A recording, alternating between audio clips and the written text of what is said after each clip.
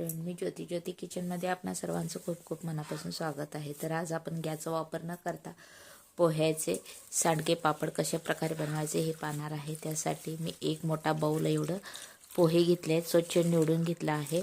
आता ह्याला आपल्याला 2-3 वेळा पाण्याने स्वच्छ धुवून घ्यायचं आहे, म्हणजे त्याच्यात जी काही घाण असेल ती निघून जाईल।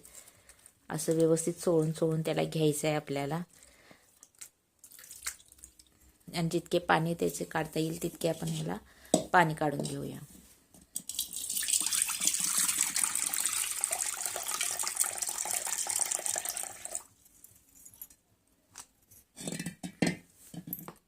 एक 2 ते 3 वेळा ह्या पोह्याला स्वच्छ धुवून मी घेतला आहे, त्यातले पाणी काढले आहे। तर ह्याला 5 मिनिटासाठी असं सोडून देऊया, म्हणजे आपले पोहे व्यवस्थित असे फुलतील।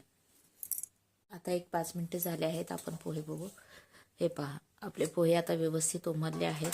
थोडं पाणी राखूनच पोहे भिजत घालायचे, म्हणजे आपल्या पोहे मळताना आपल्याला जास्त त्रास बी होणार नाही आणि पोहे आपले व्यवस्थित मळून घेतले जातील। आता हे सगळे पोहे मी एका परातीत काढून घेते। आता ह्यात आपल्याला चवीपुरतं मीठ घालायचं आहे।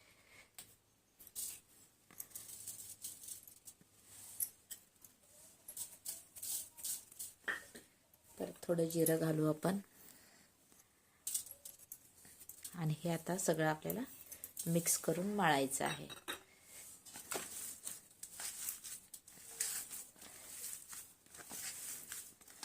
थोडं पाणी राखून पोहे भिजत घातल्यामुळे पोह्याला बाइंडिंग खूप छान येतं, म्हणून थोडं पाणी राखून मळून घ्यायचं आपल्याला ते।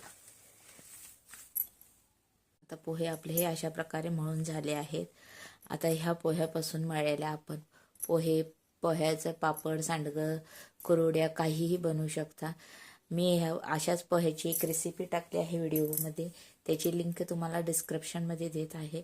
आता ह्यापासून मी पापड बनवणार आहे। आता ह्यातील निम्म पांढरं बनवणार आहे आणि निम्म कलरफुल बनवणार आहे। त्यासाठी मी असं निम्म भाग केला आहे आणि ह्यात एक कलर घालणार आहे, आणि ह्यापासून आता आपण पापड बनवून घेऊया। ह्याला आता रेस्ट करण्याची काही गरज नाही आहे, अशा प्रमाणात तुम्ही करू शकता। आता आपलं दोन्ही प्रकारचे पीठ तयार झालं आहे। तर आता आपण ह्यापासून पापड बनवून घेऊया। त्यासाठी मी हा एक गोळा घेतला आहे। आपल्याला तेलाची वगैरे काहीच गरज लागत नाही।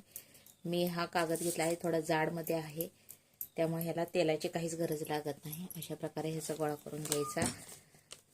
हा बरोबर मध्य सेंटरला ठेवायचा, आणि तुम्हाला प्लेटेने जर करायचं असेल तर तसंही करू शकता।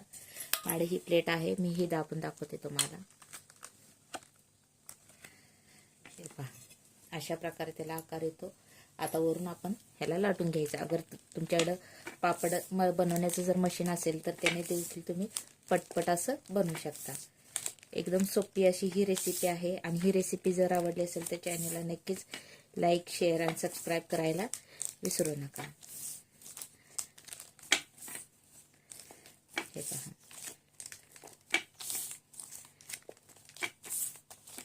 आणि तेल लावलं नाही म्हणून हे निघणार नाही किंवा काय असं काही होणार नाही, हे व्यवस्थित असं निघून जातं।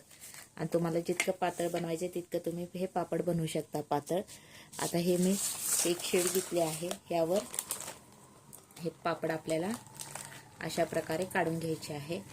हे पहा, काढताना देखील काहीच त्रास होत नाही, आपल्याला पटकन निघतात। अशाच प्रकारे आता आपण हे बाकीचे देखील पापड बनवून घेऊया। आता एक हिरवं तुम्हाला बनवून दाखवते।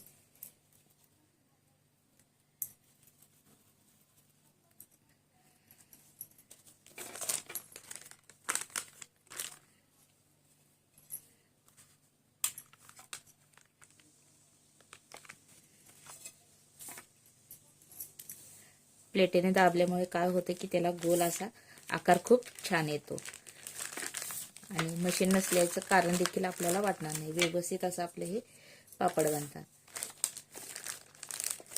अशा प्रकारे आपल्याला सगळं पापड बनवून घ्यायचे आहेत, आणि हे तुम्ही फॅन खाली किंवा उन्हात देखील वाळून घेऊ शकता। फॅन खाली 2 दिवस लागतात, आणि उन्हात एका दिवसात तुमचे पापड हे वाळून तयार होतात। एकदम झटपट अशी ही रेसिपी आहे। हे पहा, झालं, 1-2 मिनिटच लागतात पापड बनवण्यासाठी.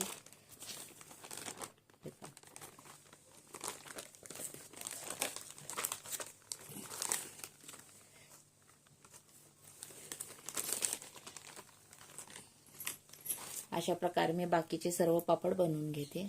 हे पहा, एका बाउलमधून एवढे सारे भरपूर असे आपले हे पापड बनवून तयार होतात. आणि ही रेसिपी आवडली असेल तर चॅनलला नक्कीच लाईक, शेअर आणि सबस्क्राईब करा.